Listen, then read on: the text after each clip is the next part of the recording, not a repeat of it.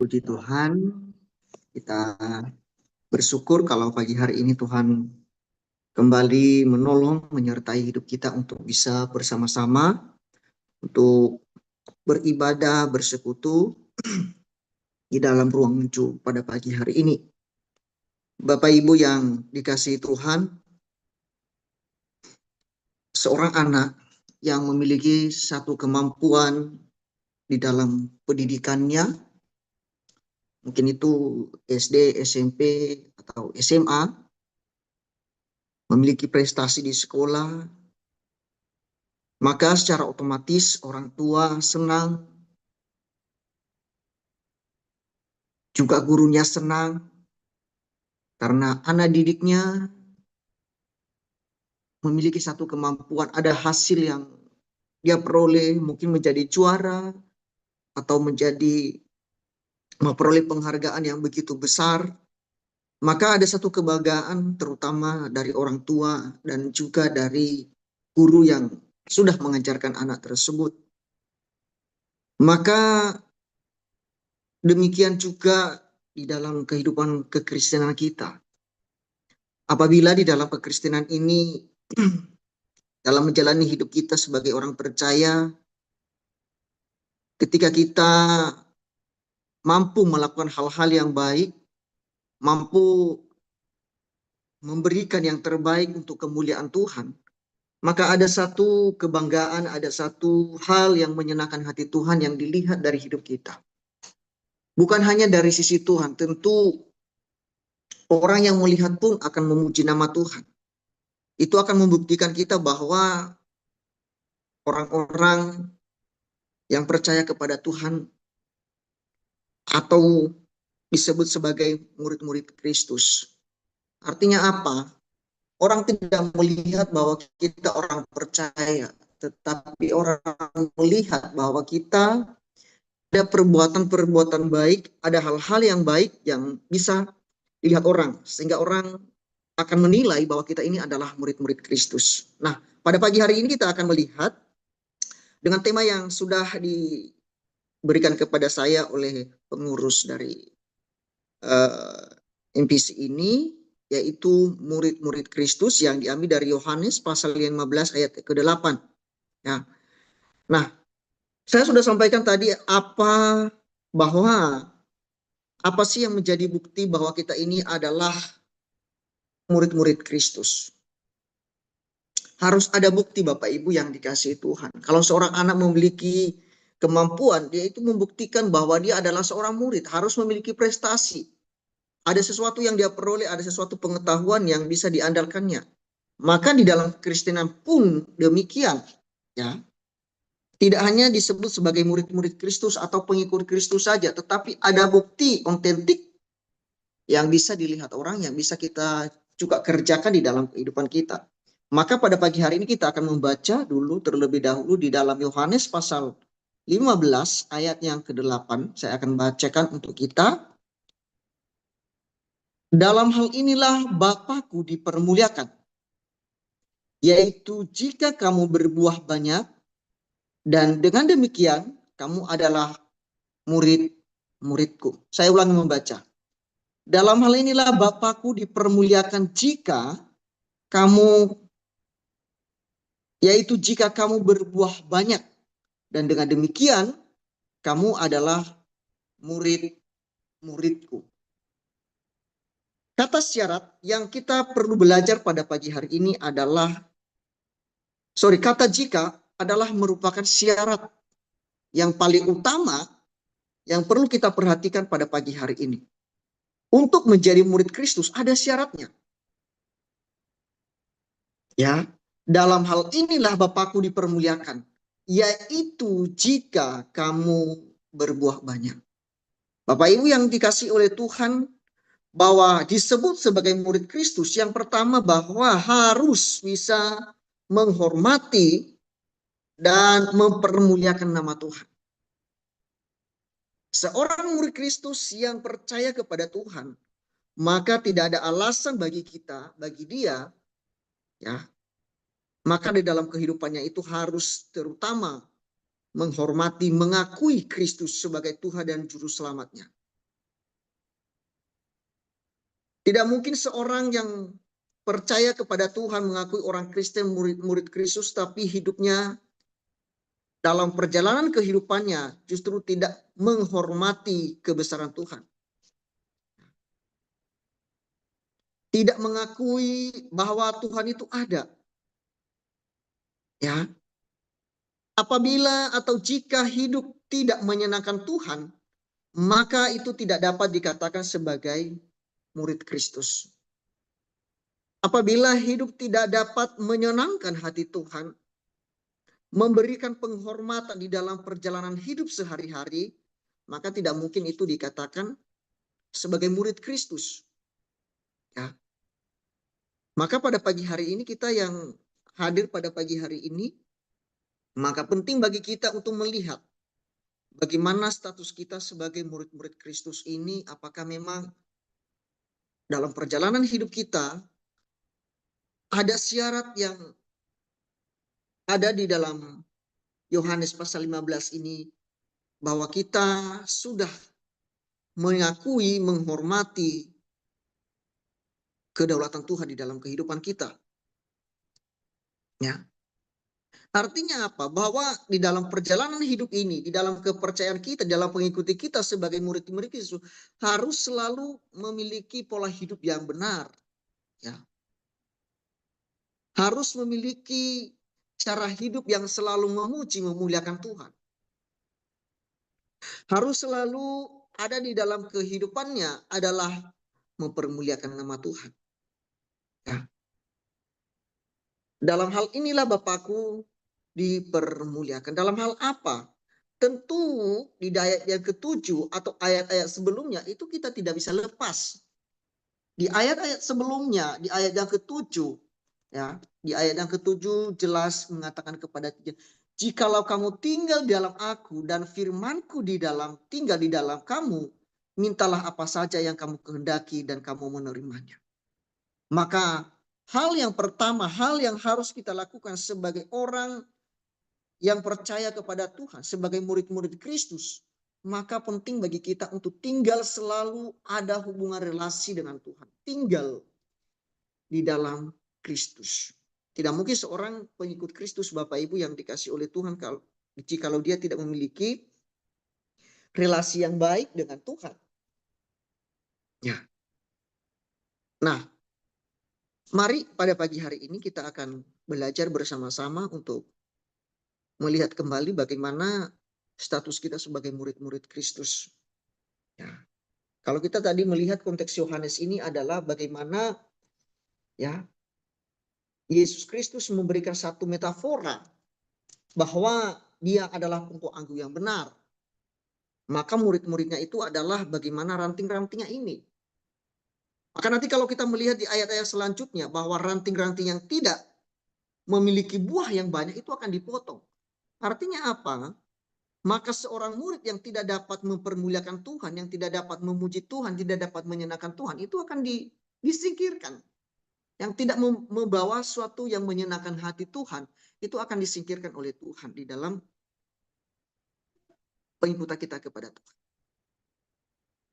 Nah, poin yang kedua yang boleh saya renungkan kepada kita pada pagi hari ini, bahwa seorang murid itu harus memiliki syarat baru bisa disebut sebagai murid Kristus jika dapat menghasilkan buah yang banyak. Jelas tadi di ayat yang ke-8 dia katakan demikian, saya ulangi untuk membaca kitab pada pagi hari ini. Dalam hal inilah Bapakku dipermuliakan, yaitu jika kamu berbuah banyak. Jikalau kamu berbuah banyak. Maka saya boleh katakan kepada kita pada pagi hari ini bahwa kata berbuah banyak dalam konteks ini ditulis, ya, kalau kita memperhatikan itu ada 6 kali. Semoga saya tidak salah memperhatikan ini. Ya, berbuah itu ditulis sebanyak 6 kali. Artinya apa? Sesuatu yang penting, sesuatu yang harus ada bagi seorang murid. Ya. Di ayat yang pertama, di ayat yang kedua, ya, di sana ada, dan ayat-ayat selanjutnya ditulis sebanyak 6 kali. supaya kamu berbuah banyak. Berbuah banyak. Artinya apa? Sesuatu yang penting, sesuatu keharusan bagi seorang murid untuk menghasilkan yang namanya buah. Ya. Maka kalau kita boleh artikan bahwa buah di sini tidak hanya berbicara tentang hasil yang diperoleh, tetapi hasil dari penghasilan buah. Ya. Bukan hanya berbuah banyak, tetapi menghasilkan buah yang banyak. Hasil dari buah yang banyak itu dapat berguna. Bapak Ibu yang dikasihi Tuhan, apabila menghasilkan buah, ya, tetapi itu tidak bermanfaat, itu tidak penting. Tetapi yang saya maksudkan di sini bagaimana hasil dari menghasilkan buah, itu artinya tidak hanya menghasilkan buah, tetapi harus bermanfaat, harus berguna. Ya, saya adalah latar belakang seorang petani, ayah saya seorang petani, dan saya sedikit memperhatikan bagaimana orang tua saya ketika menanam. Ya, ketika menanam satu tanaman, dan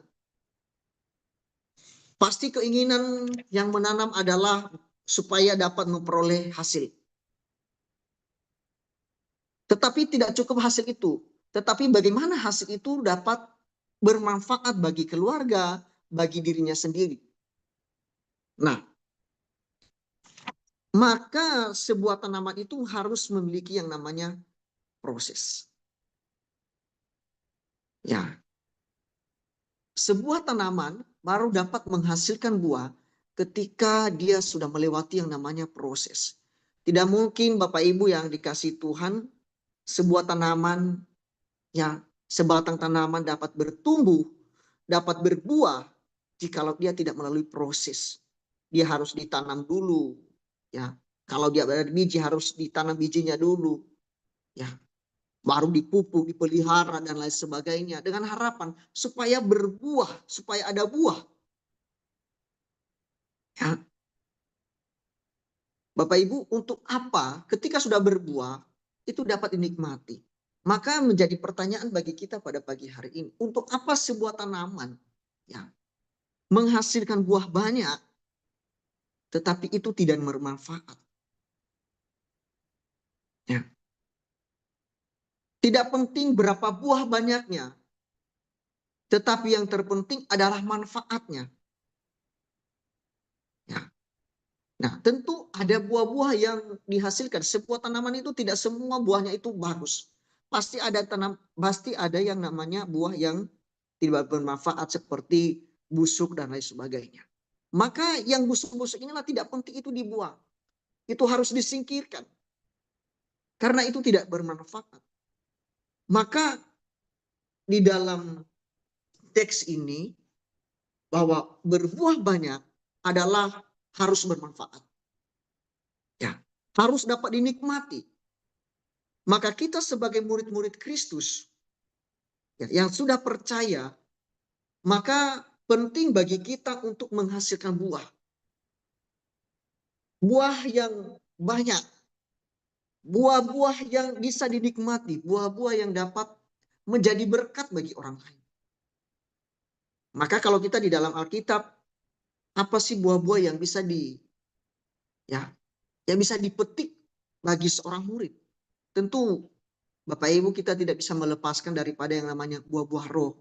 Ada yang namanya kasih, kesabaran, damai sejahtera dan lain sebagainya. Bapak Ibu sudah paham itu semua. Maka buah-buah inilah itu yang menjadi manfaat bagi orang lain. Bukan hanya sebagai hasil ketika kita dikatakan sebagai murid Kristus, maka kita menghasilkan buah-buah kasih sabar. Kita boleh sabar. Tetapi orang lain tidak melihat bahwa kita itu sabar. Orang lain tidak merasakan bahwa kita itu sabar. Memang kita tahu, kita paham, kita pengetahuan itu. Kita memiliki kasih. Dalam hidup ini banyak sekali kasih yang kita peroleh. tetapi untuk bermanfaat kepada orang lain, itu penting Bapak Ibu yang dikasih oleh Tuhan. Itulah sebabnya tadi ya, di ayat-ayat sebelumnya penting kita melihat ya, untuk memahami bagaimana penggambaran atau metafora yang disampaikan oleh Yesus kepada murid-muridnya. Supaya apa? Supaya mereka tidak hanya disebut sebagai pengikut Kristus, sebagai murid-murid Kristus, tetapi bagaimana mereka dapat menghasilkan buah yang banyak. Ya. Nah, itulah sebabnya Bapak Ibu yang dikasih oleh Tuhan, saya akan bacakan di ayat yang ketiga dan empat. Ya, di ayat yang ketiga dan empat saya akan bacakan untuk kita bisa memahami pada pagi hari ini. Dia berkata begini, tinggallah di dalam aku dan aku di dalam kamu.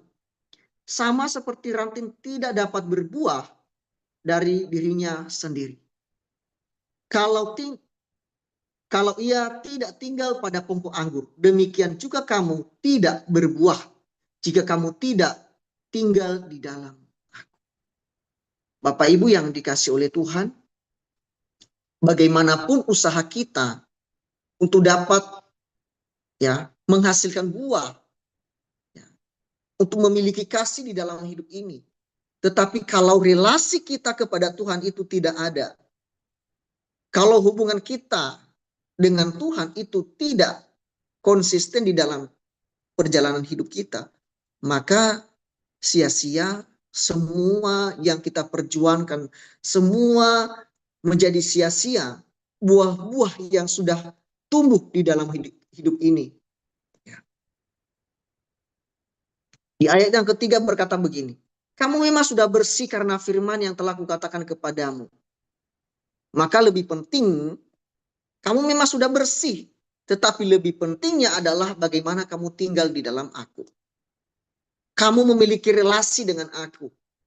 Karena apa? Karena di luar Kristus, ya, apapun usaha kita untuk dapat menghasilkan buah itu akan menjadi sia-sia. Kenapa? Karena Yesus Kristus adalah pokoknya.